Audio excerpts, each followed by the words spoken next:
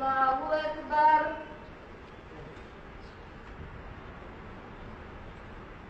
अस्सलामु अलैकुम रहमतुल्लाहि व बरकातुहू। आज मैं आपके सामने एक नया मसला लेकर आया हूँ कि क्या औरत इमाम बन सकती है या नहीं। उससे पहले तो आप इस वीडियो को देखें। अल्लाहु अकबर।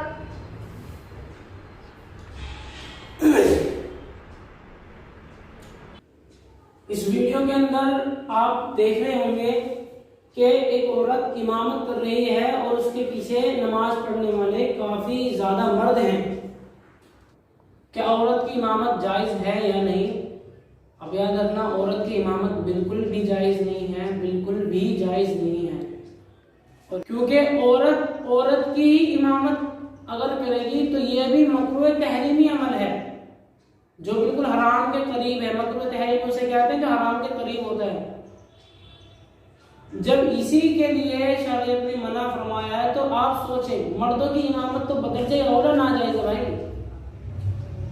इस बात को याद रखें और वीडियो को आप ज्यादा से ज्यादा आगे तक पहुंचाएं ताकि सब बहन भाइयों को इस बात का इल्म हो कि औरत इमामत करा सकती है या नहीं। मिलते हैं इंशाल्लाह अगले मसले के साथ। फिर कोई नया मसला आएगा इंशाल्लाह, वो भी आपको बताया जाएगा। तब तक के लिए अस्सलाम वालेकुम व रहमतुल्लाहि व बरकातुहू।